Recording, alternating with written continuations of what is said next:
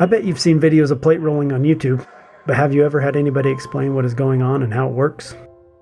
In today's video, I'm going to bring you into the fab shop to do some plate rolling and give you some insights into how we roll tubes.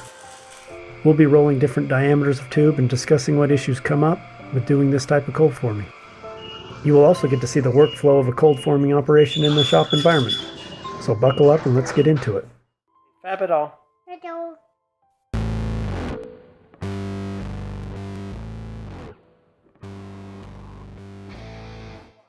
Let's go. These are our Steco initial pinch rolls. They're a 1950s vintage made in England. Solid steel 10-inch rollers, 50 horsepower drive motor, lots of grease and gears, and good old-fashioned engineering. They have a stamp capacity of 5/8 thick by 10 foot wide, but we can and have fit 3/4 plate into them. We can do carbon steel, stainless steel, aluminum, titanium. We've even done some hardened AR type plate in them. Jumping into the first cylinder of this set, the plate that is laid out in front of the rolls here is so long it doesn't fit into the shot. It is over 38 feet long and will become a 12-foot diameter by 10-foot wide cylinder. There is some prep work that needs to be done before the plate can even be started into the forming process. The first thing is weld prep. Anytime you can do work flat on your feet, standing on the ground, you should do it. It's safer and you're more productive. Do you notice how I'm standing on the rolls, grinding on the end of the plate? This is because we forgot to grind the bevel on the end of the plate before we started rolling. There's a lot of preparation that goes into getting a plate ready to roll, so it's normal to miss a thing or two. This cylinder doesn't get any bevel on the long sides, just the ends. Another thing that is important is that the steel plate is clean before sending through the large steel rolls. Have you ever seen one of those coin flattening machines where you put a penny in and it smashes the penny with a design? This is what happens to any dirt, grinding dust, mud, gloves, fingers, and gloves with fingers if they are not removed before rolling. So we will take some time to sweep and blow off the plate to make sure there is no debris. For carbon steel plate, this is more of a machine protection thing because anything that goes into the rolls with the plate will either embed into the plate or the rolls. It is also annoying to hear little rocks and stones crunching between the rolls. You also look like an amateur if you have crap stamped into your nicely formed plate. We did a job a few years ago where a customer was so worried about this that we covered the plate with a special plastic film during rolling. This was to make sure that there was no contamination embedded into their expensive stainless steel plate. So what you're going to see me do here is I'm going to run the plate into the rolls and then bring it back out. What I'm doing is setting the initial roll. This is important because while I would like to set the forming roll and just run the whole sheet through in one go, it is not always possible. Even if you just rolled a plate before that and you know what the final setting is supposed to be, there are a lot of variables that come into play, and the plate doesn't exactly do what you think it's going to do. All metal plate has what is called a grain structure. It is these microscopic crystals that are created when the plate is made, and they can vary, even on plates of the same grade and thickness. When you're trying to strong arm a plate by cold forming it into shape, the crystalline structure fights back. So setting that initial roll is important for a few reasons. One, at this stage I can make adjustments, and when I reverse the plate out of the rolls it straightens the plate so I can get another try. I don't need to be exact, but I need to have enough roll that the plate curves around enough that we can catch it at the top. Two, I don't want to over-roll the plate. This makes a mess for the guys doing the fitting and for the shape of the final cylinder. Three, the worst thing that can happen is that I do not roll enough. If I don't give the plate enough initial roll, the roll section could fall forward out of the rolls. This will put a kink in the plate, and if this happens, it is almost always better to just start with a fresh plate. Getting the kink out when this happens is almost impossible. I've actually done this twice. The first time was purely my inexperience. The second time was equipment failure. Do you see that yellow forklift parked on the far side of the rolls, looking like it's waiting to catch the ball? This is our safety catch. This is there to keep that plate from trying to fall forward. There are two metal structures on both sides of the plate rolls. These are called catch rolls. They are adjustable rolling supports that cradle the plate as it's being rolled. And in this video they're manually operated, but we eventually did install hydraulic cylinders onto them. You'll see 3 guys running around to roll the plate, but with the hydraulic catch rolls, one person can actually do this all alone. The forklift on the backside of the rolls is still used because we really don't want that plate to fall. On smaller diameters, this is not an issue. Once the weld prep is done, the initial roll is set and everybody's in position, the plate is rolled through. On that gray forklift, there's one more tool that we use. When the plate comes up over the top, gravity really wants to pull that plate down. This tool is a cherry picker that we mounted wheels to catch the plate to keep it supported. The wheels help the plate to move along. We didn't have these wheels for a while and it felt like the forklift was going to tip over. Fancy plate rolls will have something like this attached that the operator controls, but we aren't fancy. Now the plate is coming together as a cylinder.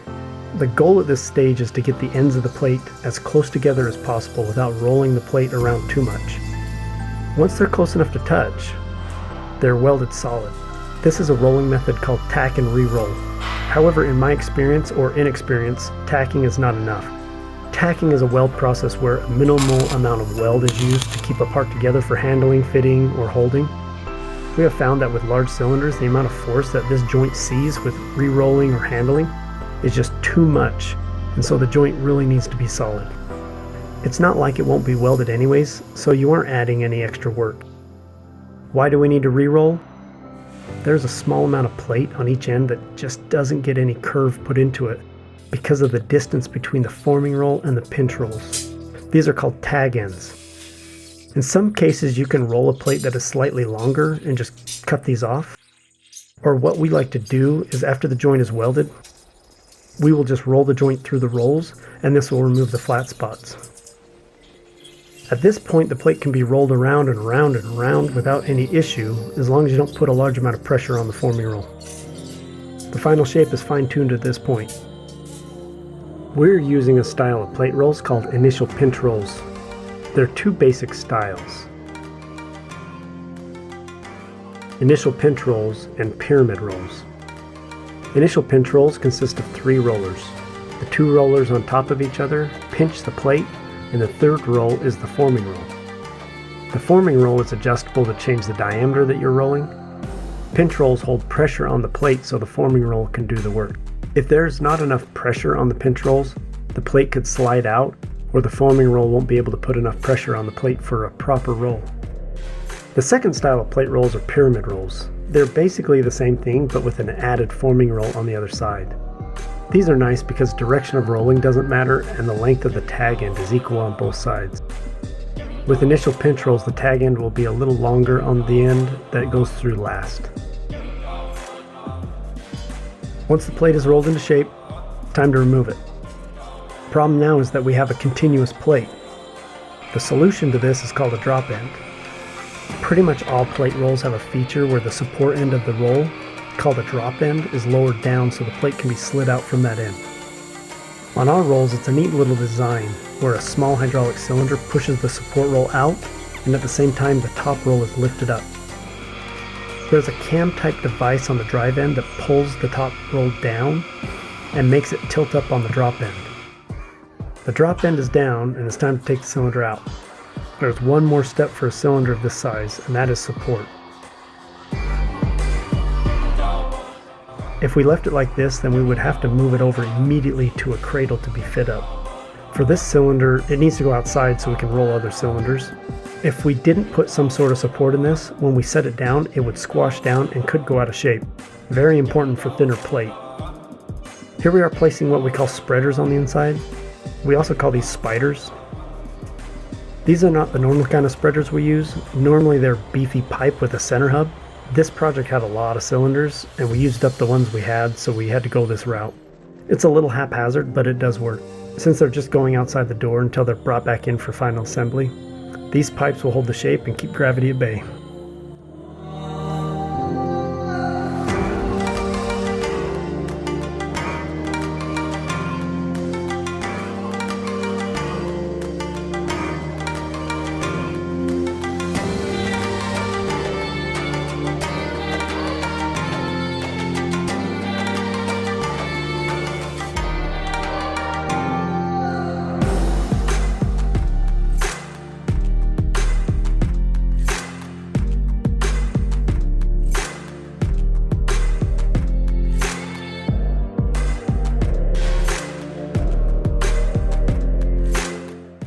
Now we are on to the next cylinder. This one's slightly smaller and has some different challenges. It only has a measly 7-foot diameter. Something that I didn't have footage for in the last cylinder was the laser alignment of the plate. It is crucial that the plate is perfectly aligned perpendicular to the rolls. If they're not aligned, you risk a difficult road ahead. The biggest problem is the ends of the plate don't line up correctly when the rolling comes together. When this happens, you have to pull one side over to get them to fit properly. Not so bad on large diameters, but on smaller ones it takes a lot of force. You turn what would be a straight cylinder into a corkscrew. The other thing that happens is the plate walks to one side of the rolls. If you are at one side of the rolls or you are already at capacity for width, you risk grinding the edge of the plate into the support towers, or worse, breaking something. So this alignment is crucial. This cylinder will get the same treatment as the last cylinder. The initial roll is set. I have a good idea of what the number should be, but it still takes a few tries to get it right. We still have that forklift set up to catch it just in case.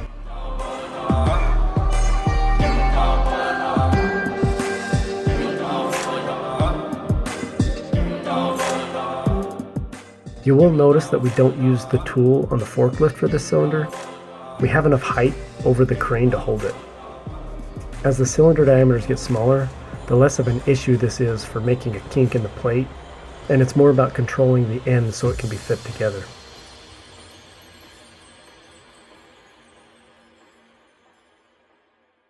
Something that has to be planned ahead is the weld prep. You have to keep in mind that we're making a flat plate that has a top and bottom surface into a cylinder that will have an inside and an outside surface. That means that the weld prep has to be done on the flat plate so that your weld bevel faces the correct way once it's rolled. No one really likes grinding upside down, so we will always grind the face that is up. There are times when the weld bevel needs to be on the outside of the cylinder after rolling, so the plate has to be flipped after grinding. It's not the easiest thing to do with a 2,000-pound wet noodle, so you weigh out your options.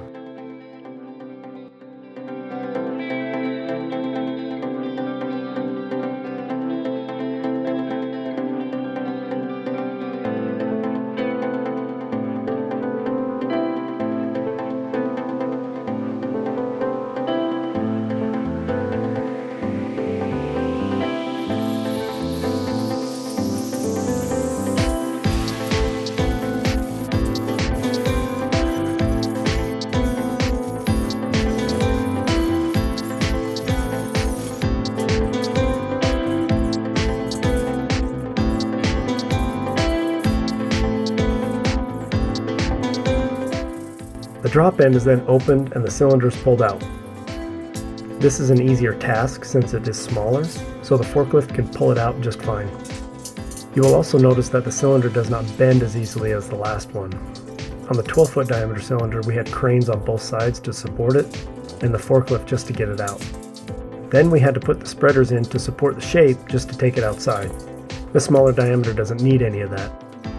It easily can be whisked away outside without supports and wait in line for final fitting. I want to highlight a rolling trick on this plate we're rolling here. This piece here is the other section to the cylinder that we just rolled, but it has some features in it just for rolling. These are hard to see, but right here are some cuts in the plate making a rectangle. There are 4 of them on this plate. They make the shape of a rectangle, but the cuts don't connect. If they were connected, then there would be a rectangular hole instead of a dashed line. This is a trick for pre-cutting shapes in plate that is to be rolled. If we were to cut out these holes in the plate before rolling, we would have a problem when rolling. The physics involved in rolling plate is all about force, equal and opposite reactions.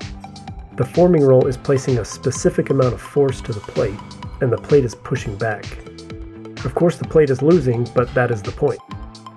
This force is consistent as long as the plate is the same width throughout the rolling. If the width changes, then the amount of force that the forming roll is applying changes. If we cut out these windows, the forming roll would put more force on the plate at these points because there is less plate pushing back, and the plate would over-roll just at these spots. We leave that piece of plate there and do what is called a stitch cut, so when we roll the plate, it is as if the plate is solid. Then after rolling, we can go back and cut those out by hand. It saves time in laying out where those would go.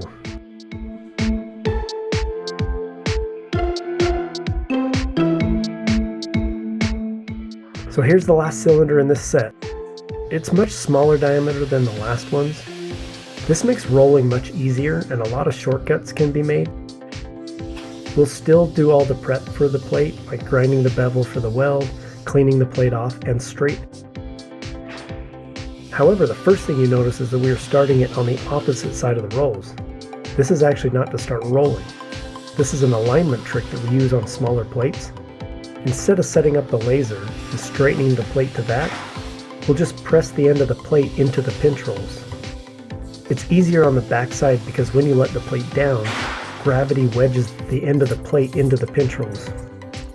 I will then pull the plate through without adding any roll. You will also notice that this is a one-man operation. There's no need for roll catches or top roll supports for cylinders this small, even with thinner plate. We still have the tag ends to contend with, and this piece is a perfect opportunity to use this other method.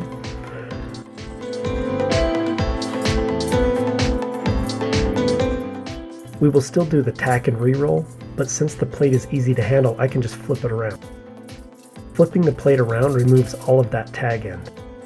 On thicker plate, it has to be done multiple times, but the tag ends are removed because the forming roll is able to apply different forces onto the plate with alternating directions. It's more about the direction the tag end is going into the forming roll than how much force is applied.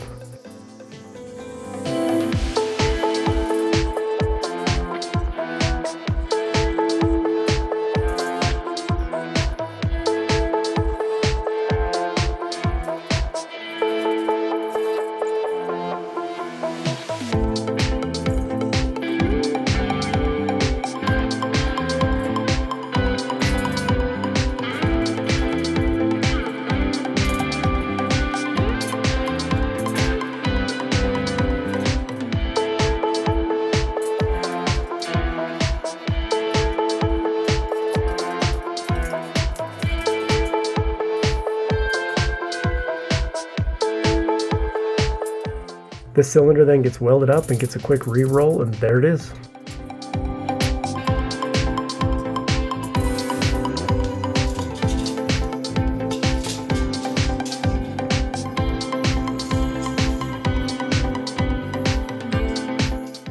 Well, hey, thanks for joining me for this plate rolling video. I really hope you enjoy. There is so much out there in the fabrication world that we don't see. I hope that this was enlightening to see how we roll cylinders in our shop. Drop a comment if you have any questions or you're curious about any flub ups that we've had or the different things that we've rolled. I discovered not too long ago that I could actually roll cones on these plate rolls, not just cylinders, and I have a video of the fixture that I made and of rolling a cone.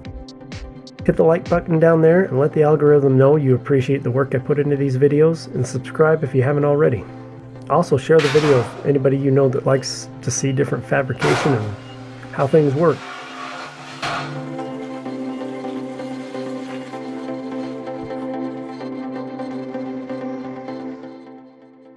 Roll. That's on. Big satellite. Oh yes. Come on in, Fabrication. So